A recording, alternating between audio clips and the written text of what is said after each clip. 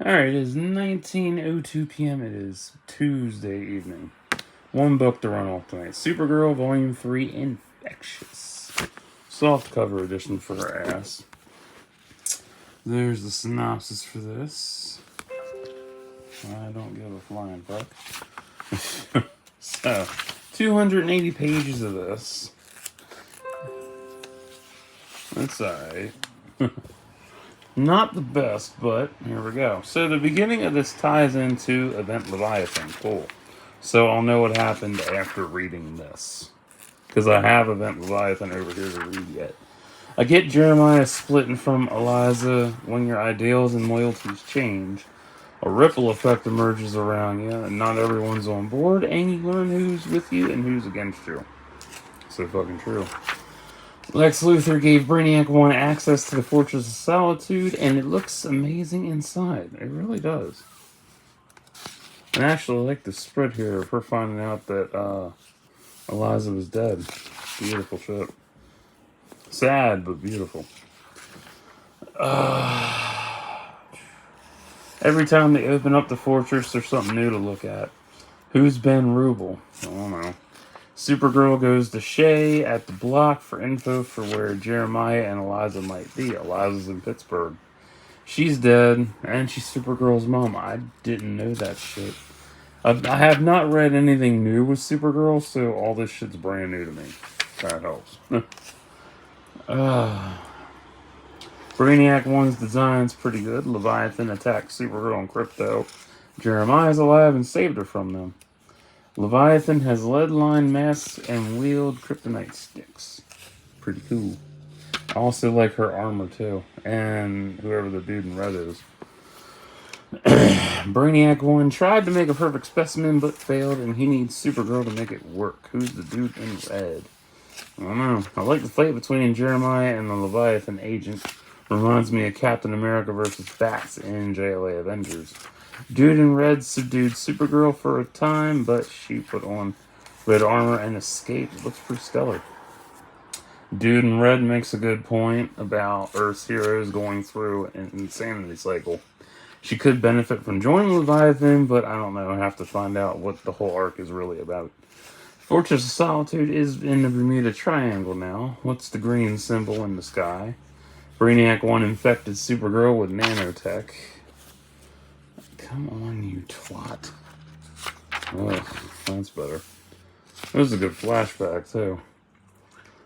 Nanotech. Then she got infected by a batarang that blew Beetle through, which counteracted the whole virus. God fucking damn it. Oh, you dumb fuck. My laptop is being a total cunt right now. Go back.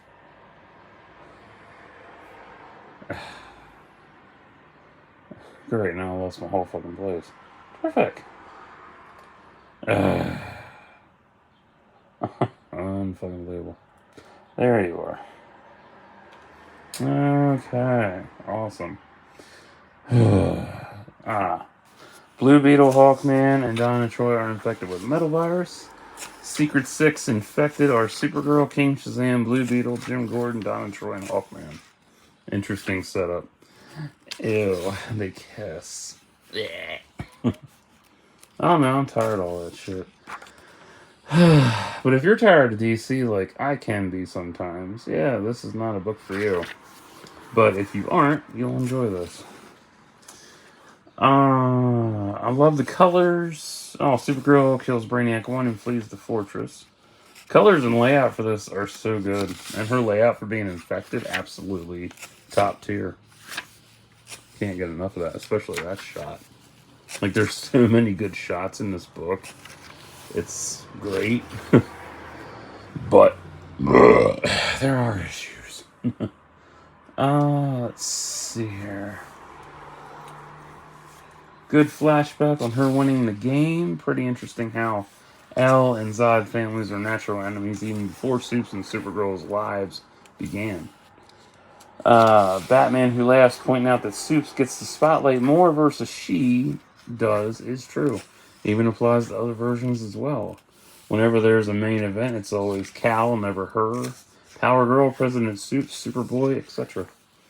Many good spreads in this. Supergirl versus Soups and Bats is good. Especially her for calling out Bats on how many sidekicks he's gotten killed. That cracked me up. I'm like, really, dude? Like, seriously? You called him out in that shit? Like, damn. Ben Rubel and Supergirl were starting to date before she left, so she went black. Pretty fucking dope. I like that. Oh no, interracial relationships. Ew. Yeah, I don't like how she's slim. I don't like that at all. She looks basic. She looks so fucking basic. Like, what the fuck happened to her? She looks so goddamn basic. Like all her previous versions, she's beefy and husky. That looks like shit. And I like Wonder Woman, but it looks like shit. Looks like something J. Scott Campbell would draw. Anyway. Supergirl versus Wonder Woman was cool, as was them versus Lex Luthor bots sent by the government. Diana reasoning with Supergirl is deep because as much as she wants to save the world, Supergirl's only making it worse. Supergirl tried to fight the infection but failed. Supergirl versus General Barnes was decent, especially with the random past enemies she faced popping up. Supergirl's message about trying to be better in the end was really good. I gotta say, the story was good, but not as exciting as it turned out to be. I mean, she's cured of her infection, but I don't know how because it wasn't explained. Just magically better, you know. Ooh. Like, look at me, I'm all better. Variant covers were good. This does feel like a weak story, despite her being a major threat. I also feel cutting out the fight with the Secret Six versus Bats and Soups hurt the story. This just feels average to me. It's like an average story. And I hate that. Like, there could have been more. Oh, well. But you do get a good showcase with it. 6-7 out of 10. But yeah, this was decent. It just, I don't know. I hate the fact that it didn't, I don't know. And I didn't have any expectations for this going in.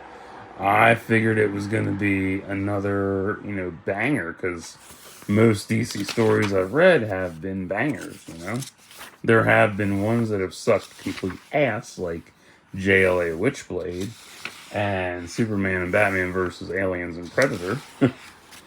But, yeah, that's probably one of my favorite covers. Yeah.